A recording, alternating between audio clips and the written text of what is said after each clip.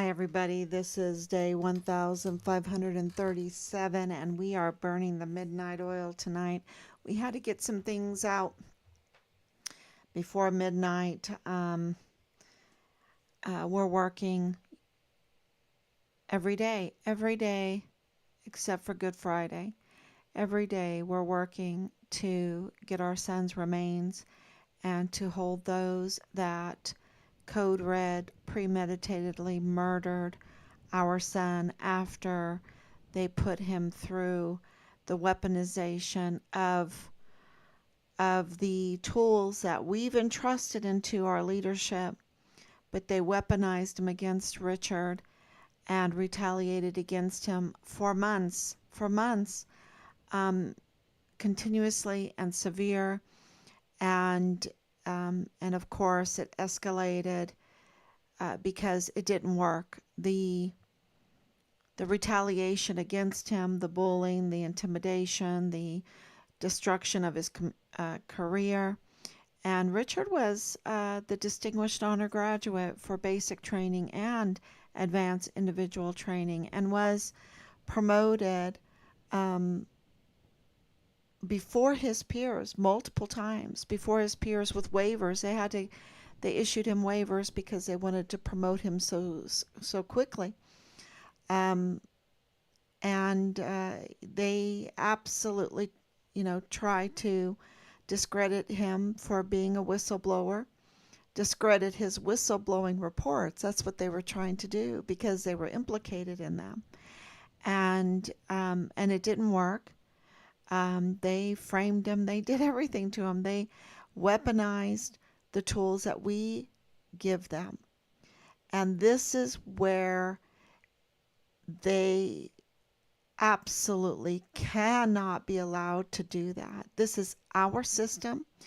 They cannot weaponize the system against the very people that they have taken oaths and have a obligation to care for and to defend the Constitution.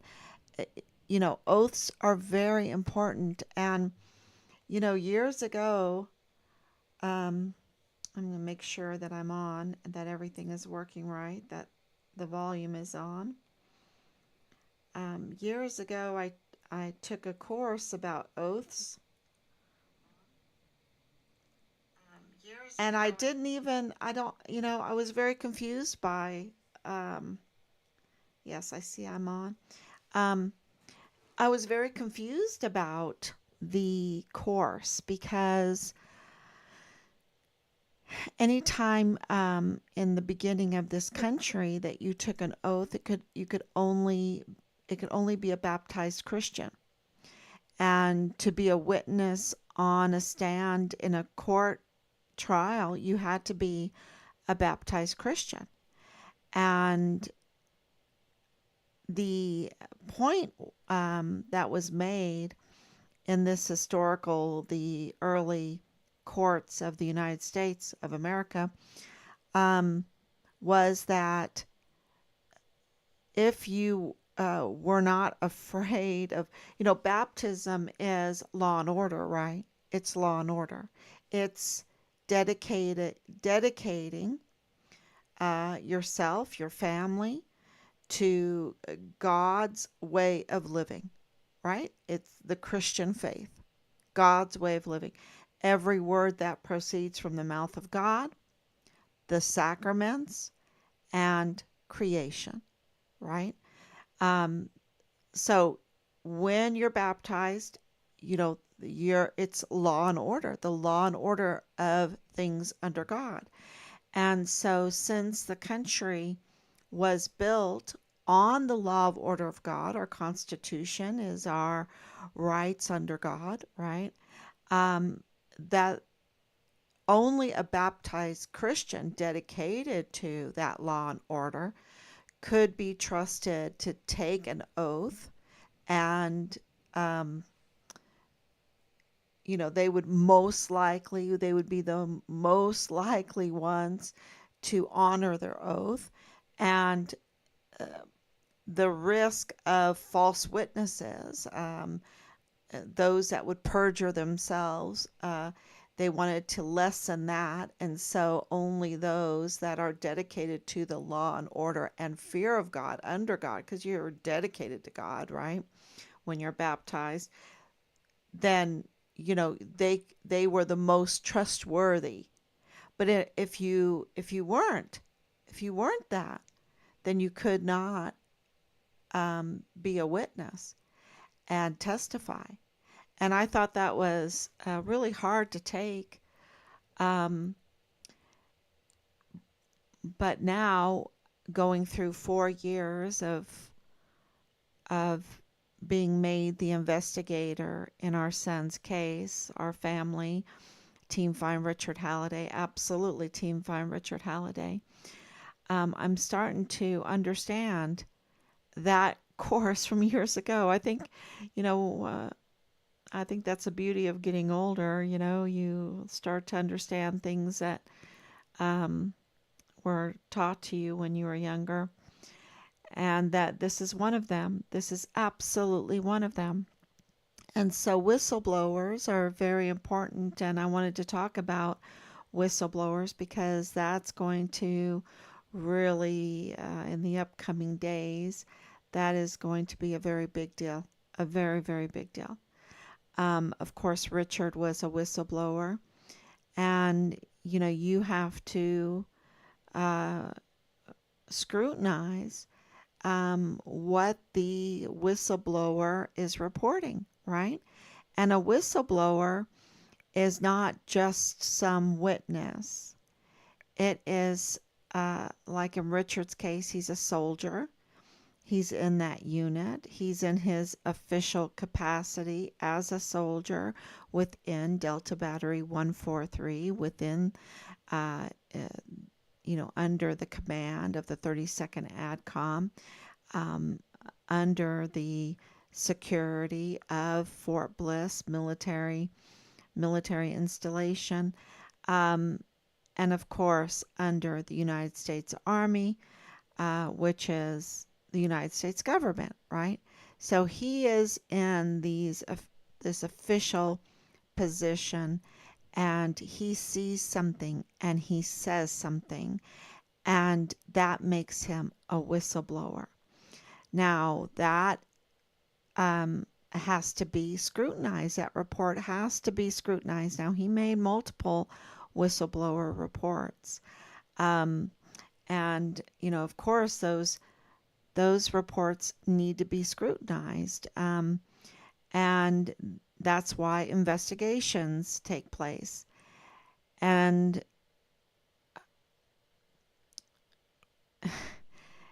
because absolute, not everyone that blows the whistle is accurate. Maybe they don't know all the facts. Maybe they've um, have the wrong person.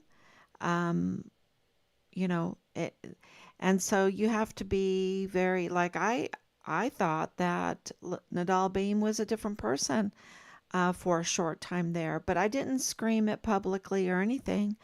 I did reveal our thoughts to the command, um, because they were supposed to be our trusted allies, right? Our trusted allies to tell us the truth. They knew all along that who Nadal Behim was. They knew all along that he was the father-in-law of Lieutenant Colonel Bradford Bugada, who had conflicts of interest with James Courtney Hart and Leilani Hart, um, and Dallas Hart, the prime suspects of the murder of our son. They knew that. They knew all of that. Um, and they know more. And they know more. But because they didn't tell us, because they just said, oh, he's just some guy. And we're like, no, he's not just some guy. He said that Richard was found dead in Juarez, Mexico. And the State Department corroborated that. The Director of Emergency Services, Thomas Kane, corroborated that. The Department of Homeland Security, um, what's his name? Um, he, it's going to come to me. He corroborated the story. Uh, and so, you know, we wanted to know who this person was. And of course, Nadal Baim is someone so big. Um, he's not a whistleblower, though. He's not a whistleblower, but he's someone so big. He just had loose lips, right? He had loose lips and he sunk their ship. He absolutely sunk their ship. And we're very, very grateful for that. And he sunk his own ship because the conflicts of interest and the connections that, you know, he he connects the businesses, he connects the people, he connects the fraud, he connects um, the trafficking, he connects. He's really big, but he's not a whistleblower. Richard is a whistleblower, and there is a whistleblower in Richard's case also. And we, you know, of course, have been in communication with the agencies um, about Richard's whistleblowing and about the whistleblower in Richard's case. And it's been very, very interesting. And we've had to uh, make sure to investigate everything uh, to know what is right, and that is what is going to be revealed in the next few days. It's really, really big news. Where just every day is really, really big news. Um, and you know, I tell people this because I know that Richard's case is not the only case. Look at Glendon Oakley Jr., look at Asia Graham, look at um, so many of our service members, and not just service members, others that are vulnerable, that have been taken advantage, that are now, look at the FBI, Julio Cordero. Cordero. I have to get all these names right all the time. Um, that's a very, very big deal because his death is very suspicious. And he was killed. He was killed by the El Paso Police Department, El Paso Independent School District Police Department. And, you know, that is very suspicious. And that has made some waves. And so, you know, we're not the only case, and we know that. Um, and so we tell everyone what we're going through because we're having so much success. And you might think, what? 4 years? How are you having success? Y'all, a lot of people have had to move out. A lot of people. A lot of people. And there's been a big shakeup. And we received the declaration of death that confirmed that Richard was murdered on Fort Bliss. And we've had success in just exposing the criminal network, getting to where we are now, where we have the hard evidence, where we have the circumstantial evidence, where we have the irregularities, and we've put them together, and we have it. We have it. And we have opened the gates, the floodgates of accountability, which is a huge success. That all of that water that had to rise up and cause so much pressure to drive the gates of accountability open um, took a lot of hard work and a lot of faith. And I've said this a few times, when Jesus wants to kind of cuss you out uh, in the Bible, he goes, "Ye of little faith, ye of little faith." If you only had faith the size of a mustard seed, right? And at the beginning of this whole thing, he gave me that dream about all these mustard seeds.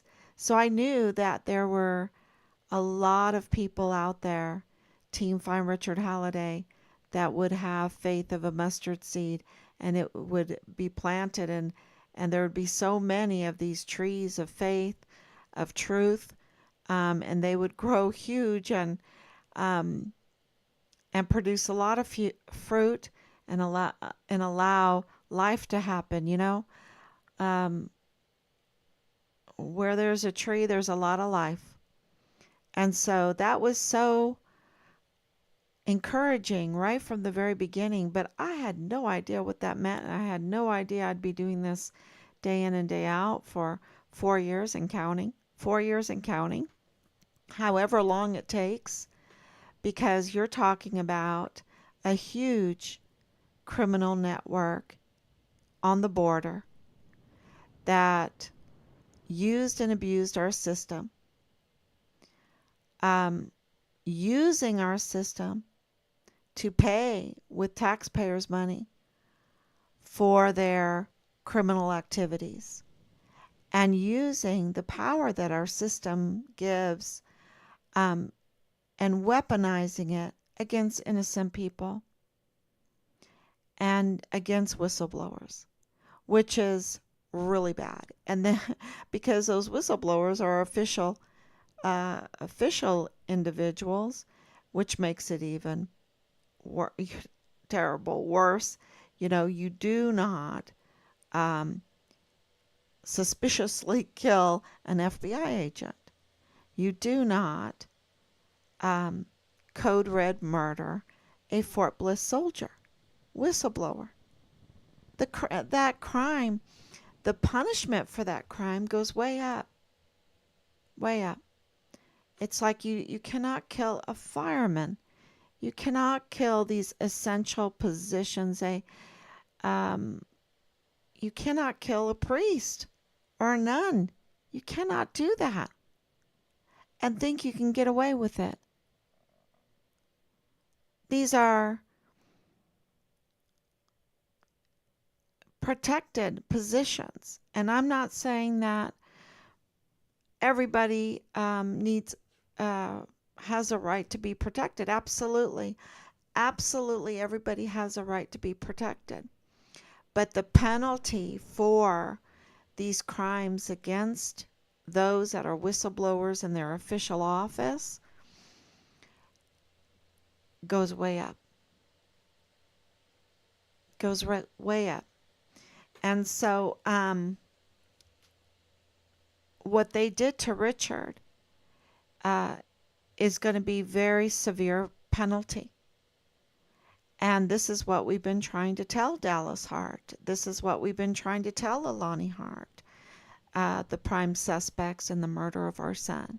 This is what we've been trying to tell and notify a lot of people, Tavita Nusa and those that have gotten messages from us.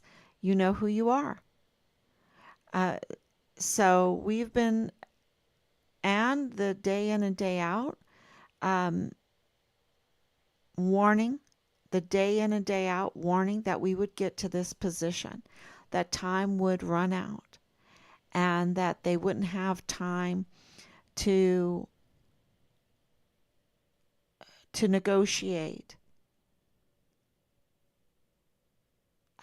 for a lighter sentence. And whistleblowers have to be protected because there has to be oversight. And just like um, El Pasoans need need to really respond to the fact that the El Paso criminal law magistrate court is operating illegally, and not the court. The court is a distinct court. The court has a lot of power. It is, has full jurisdiction, full countywide jurisdiction.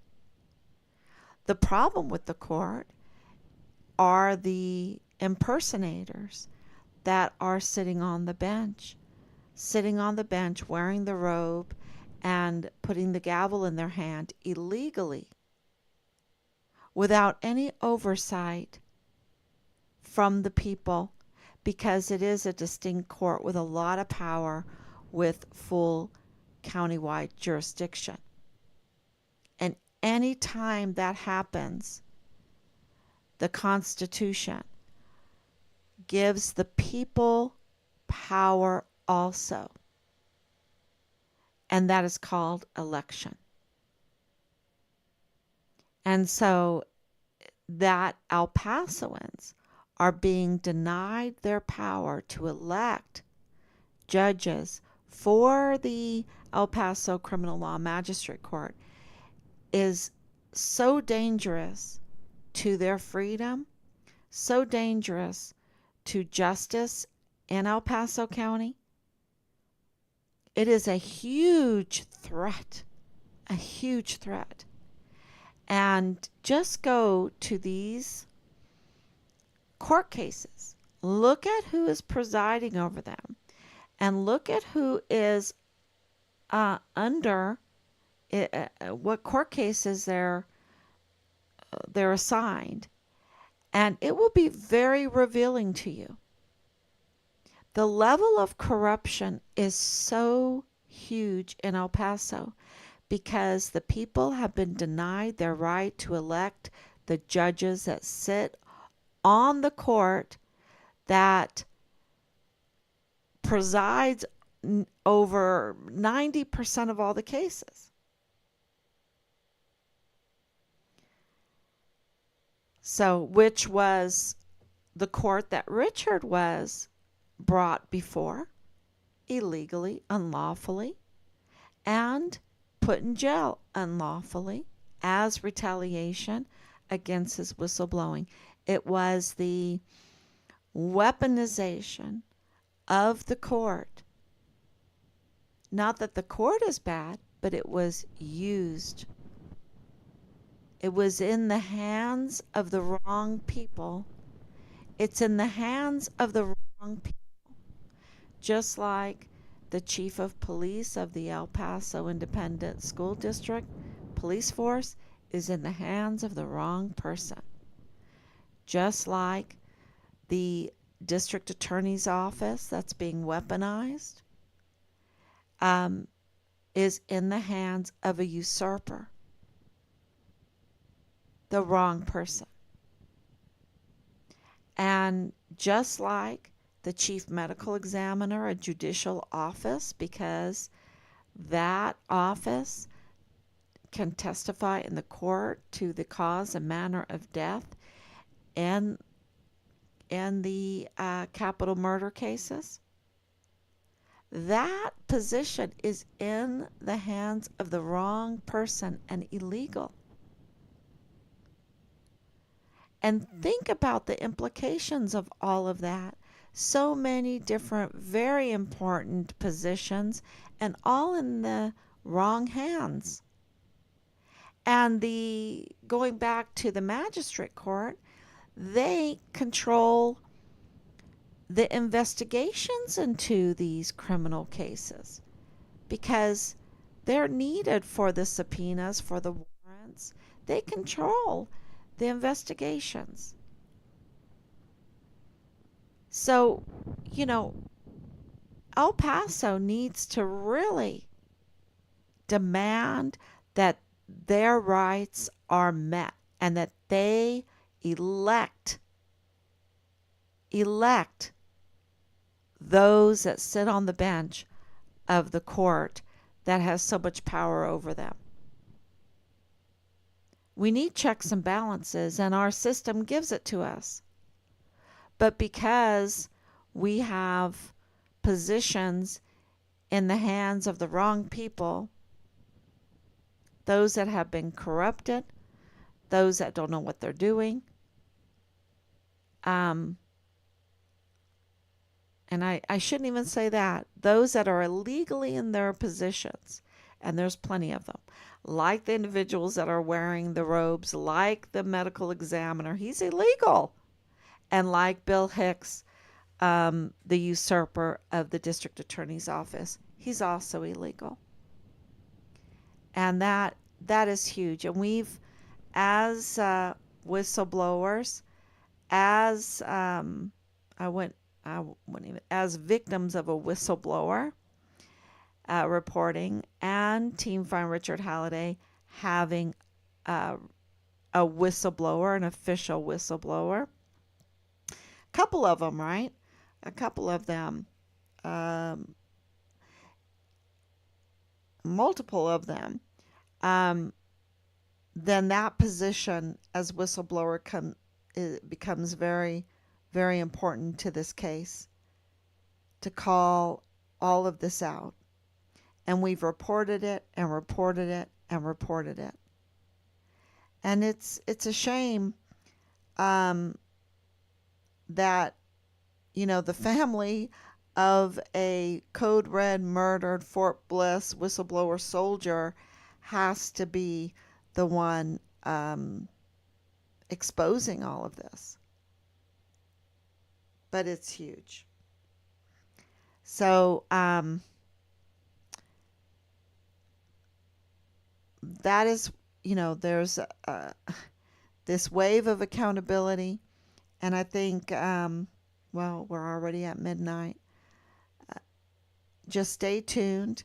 I hear that in other news, a major board of trustee member in an ISD resigned today that we have been writing letters to. That's important for